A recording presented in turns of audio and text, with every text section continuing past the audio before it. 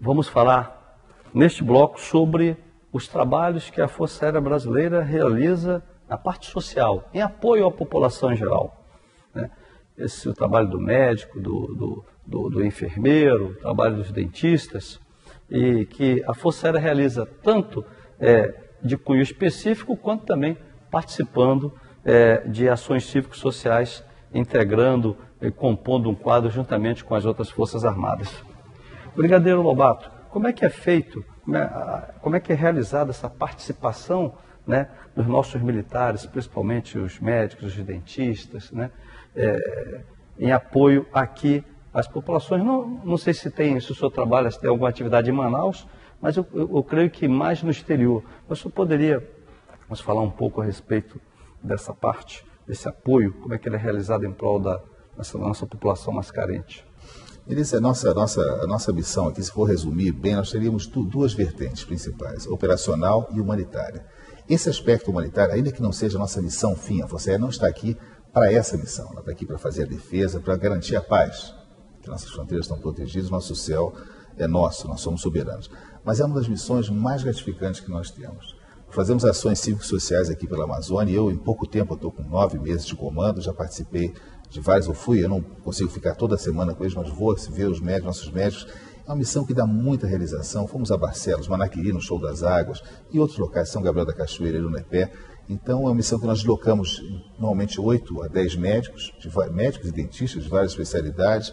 E se não há um posto médico, uma escola, se não há uma escola, uma barraca, montamos um hospital de campanha e atendemos a população carente. Eu vi coisas nessa missão que me deixaram muito orgulhoso de ser brasileiro e de ser da Força Aérea. Então, por exemplo, uma senhora na 5ª gravidez ou no 5º filho, sem nunca ter tido contato com um ginecologista.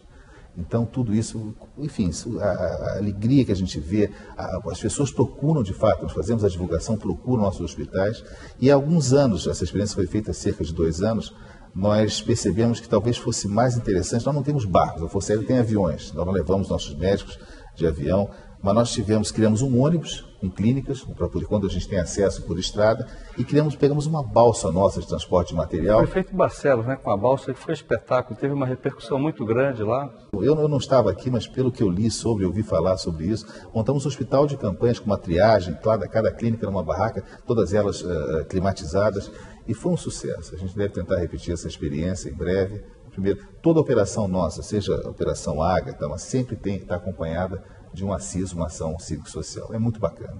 Eu acompanhei, né, de perto lá no Manaquiri esse ano, e realmente o trabalho do pessoal foi muito interessante. A população vai, visita e ela tem essa curiosidade de estar com o pessoal fardado, principalmente as mulheres, né?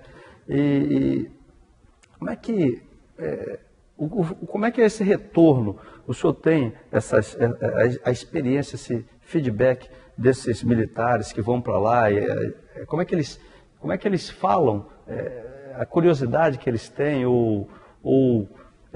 de estar atendendo essa nossa população? Como é que eles se sentem? Como é que é o retorno deles? Eu acho que não tem retorno mais valioso do que esse, pelo que eu sinto e pelo que eu vejo nos nossos médicos.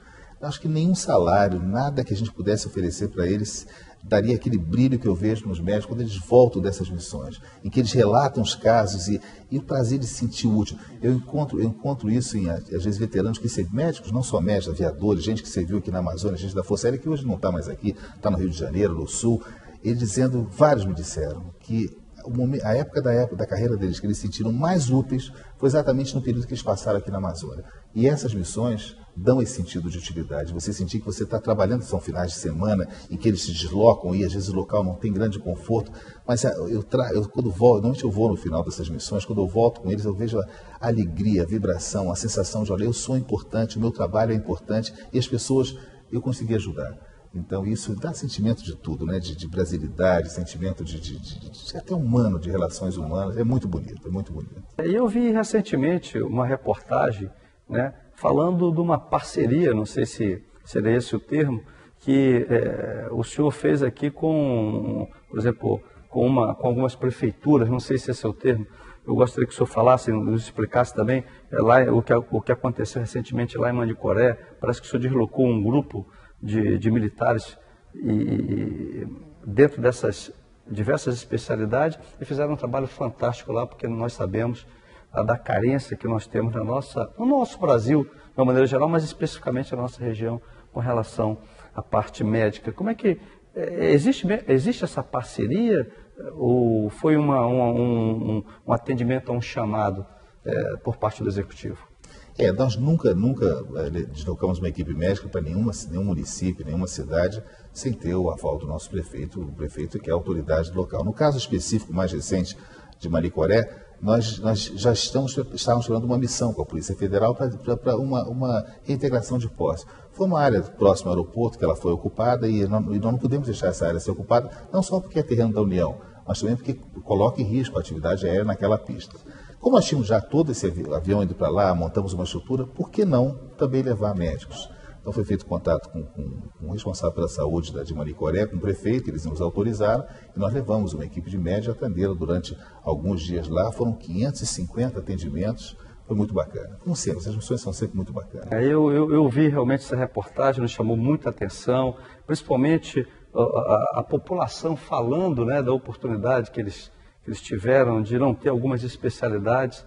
Realmente foi muito interessante. O senhor está de parabéns com todos os nossos militares da Força Aérea Brasileira aqui na nossa região.